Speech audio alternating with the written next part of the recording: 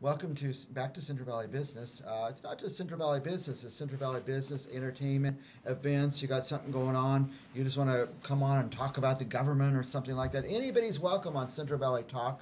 We've been doing this for 10 years, so we're in our 11th season. We've begun broadcasting live on YouTube and Facebook as well, and of course our YouTube channel for post-production interviews that have already been on. A lot of them end up on our YouTube channel, and you could see those forever out there. Some really fascinating stuff. We try to show you, people always say there's nothing to do in Fresno. Well, tell you what, there's something to do every day. I wish we could have a day where there was nothing to do so I could have a day off. One of our workers was over at an open mic night the other day, and he bumped into our old friend Kyle Elder, who's here. So there's something to do in Fresno every day. I think so. And that event was kind of cool. I walked by at the Tower Theater. Yeah, the Tower Theater Lounge, actually. Lounge. Yeah. And there was just an open night. People could get up and do something. Yeah, that was my first time going. That night, this last week, was their 5th time, apparently. Mm-hmm. And they do it the first and third Thursdays of every month over there at the lounge. So it hits Art Hop Thursday and then does. It does. And I think that a lot of the crowd from Art Hop kind of filters in later in the evening. And it starts around 6:30. I had a good time. I personally, as an entertainer, use open mic opportunities as a chance to try out new material for a non-paying audience. Right, it's free, so they can't throw you free, out for doing the trick wrong or something like that. And then I can tweak it until I get it into my actual paid show. So, Kyle Elder, Magic of Elder, you're a professional magician, would you say? That's correct, yeah. And you travel around to different places and do this? I do a lot of, I mainly do corporate and family shows. And I go wherever I'm hired to go to. So. And is it usually for a stationary audience, or are you walking through the crowd doing it sometimes? Yeah, I offer both. I do have a walk-around setup where if there's people sitting at tables or standing around, I can entertain smaller groups at a time. It's a very intimate type of magic. Oftentimes it can happen in their own hands. It's a different experience than sitting in a theater and watching a magician work on stage. Right. But I do offer both. I can do. I like the casual because I like to be close up, and sometimes on a stage you don't really see it. I brought my glasses with me. I usually don't wear them on the air, but I'm going to catch him this time. Catch Kyle in his trick because I think they're real magic because there's no way what you do could actually happen. Yeah, and a lot of people will ask, is magic real? And I say, magic is real. It's just not what you think. It's not Harry Potter. It's not. The real magic, in my eyes, is psychology, misdirection, and entertainment.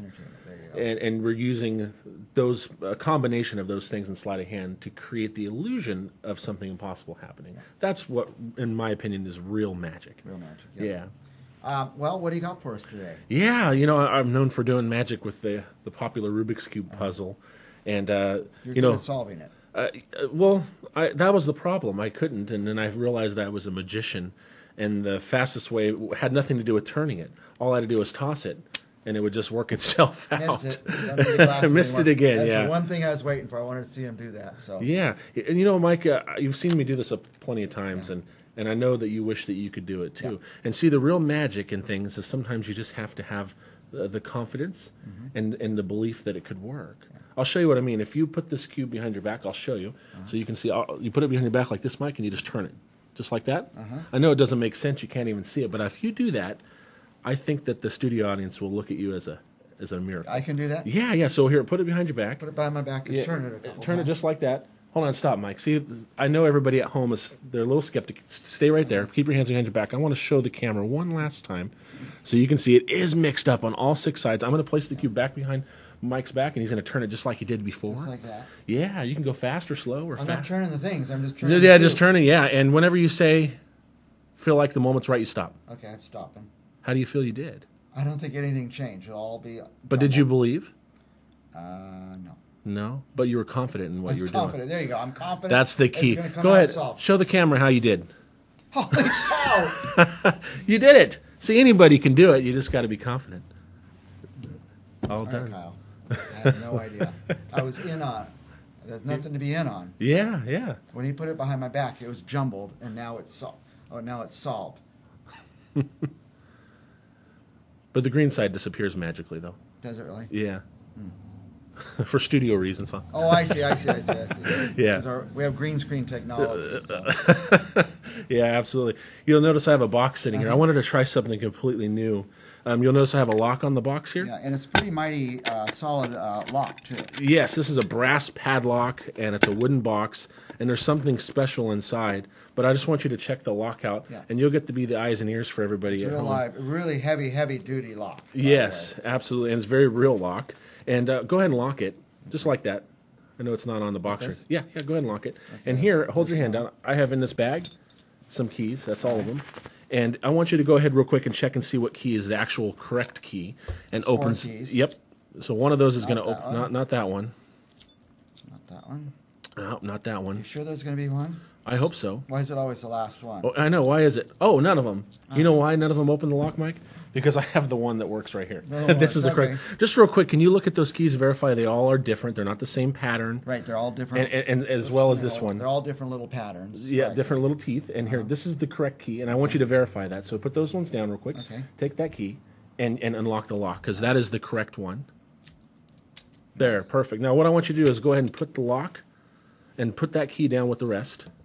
And lock the box for me, because there's something special in this box. In fact, I call it my dream and imagination box for a good reason. I'll show you why. Mike, I want you to imagine a deck of cards floating above your head. Okay. Okay, and when you look at those cards, I want you to see one card that sticks out more than the others. Let me know when you see that card. Okay. You got it? Yep. Now I want you to imagine that card is flipping over, so it's the only one face down in that pack of cards. Okay. And I want you to imagine the cards square themselves up, and they go back in the box. All right. Have you done that? Yes. Perfect. Now, you locked this box, and you just verified that only one of those 5 keys unlocks the box. Correct. If we do this right, you should be able to get the key to unlock what you just imagined. And I'll show you what I mean. So go ahead and put all those keys in your hand, Mike, and you're going to shake them up and mix them. So we no longer know which one's the one that works and which one doesn't work. Perfect. Now, best case scenario, it might unlock, it might not work. And if it doesn't work, we might not get to see what your imagination was all about. Grab the first key. Perfect. Do you feel like that is the correct one or the incorrect one? Incorrect.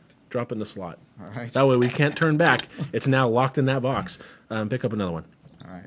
What do you think, Mike? Incorrect. Okay, drop it in the box. I didn't memorize the pattern. I know, that's the point. I think this is the correct one here. Okay, set it to the side. All right.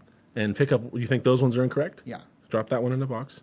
I'll give you a chance. You want to change to the other one now, or you want to stick with that one? I'm good. So I think this is the correct one. Now, that would be a miracle. That would you know how they say things happen for a reason, and if it happens, it was meant to be? Go ahead, Mike. See if it unlocks the box. And then you can open up and see. Holy cow. You did it. Am I doing magic now? I can open this? Yeah, open it up, and there's something in the box. Okay. Open it up and take it out. There's a pack of playing cards. Okay. Now keep them closed. Remember I had you imagine a card flipped over, Mike? What card did you imagine? Jack of Hearts. Are you serious? Yeah. Look, I'm going to do this slowly and as fair as I can. I'll keep it in view for everybody. He said the Jack of Hearts. I'm going to spread through. You'll see that one card somewhere in here, I know it's got to work, is facing the opposite direction. Only one. Would you believe that it's a Jack of Hearts, Mike? Isn't that unbelievable? Don't believe it. It was meant to be. Yeah. I'm blown away. Just absolutely blown away. Absolutely. Now that's something to lose a little sleep over. Well, one thing is I picked the right key. Yeah. That was magic. I did magic, I think. Yeah, it was just by chance. And that card. Wow, Jack of Hearts. Absolutely. Is that it? What else we got? Well, you got anything coming up? Any shows? I do, and I'm glad you asked because I wanted to talk about it. I have a good friend of mine. He's in Pennsylvania. He used to live here for a few years, and that's how we met. He is going to fly down mid-December with his wife just for a few days to visit. And he asked me to put something together, so I did to help cover his plane ticket. Okay. And so I went ahead and booked the Vista Theater down here in Tower on December 14th. And we're planning on doing one show that night, possibly two, depending on if there's enough demand for it. Okay. It'll be at, like I said, Vista Theater, which is down at the Voice Shop over on Lishan, just right next door to the Tower, the Roger Ruckus Theater. Sure. Yeah, it'll be December 14th. Okay. There'll be a show. I don't have all the material yet. You'll be able to find it on Facebook, hopefully by the end of this weekend when I get it all put up. You'll be in the show too? I am, and the show's going to... I'm a classic type magician, as you can see. Yeah. I do visual things and more of a traditional type of magic. He, on the other hand, bills himself as the witch doctor. And that's also a classic type of magic entertainment.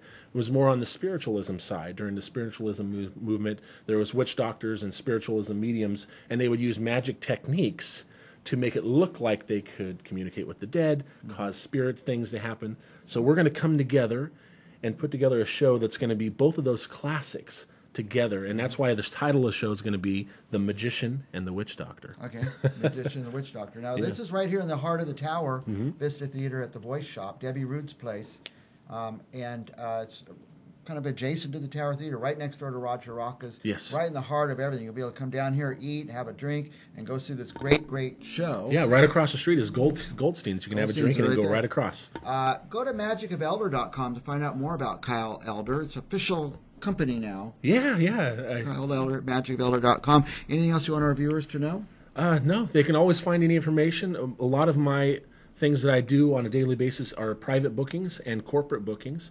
So if someone's doing a corporate banquet, a family show, anything of that nature, and they want to add a little entertainment, whether it's walking around table to table or for 1,000 people on stage, I've got you covered. Yeah. So for your corporate event coming up, your annual Christmas party or once-a-year thing, call Kyle Elder and book him. But you better call soon because it probably gets pretty busy. October through December, I've already got almost every weekend. I've got something doing. Okay. Yeah. We'll be back with more Central Valley Talk right after this.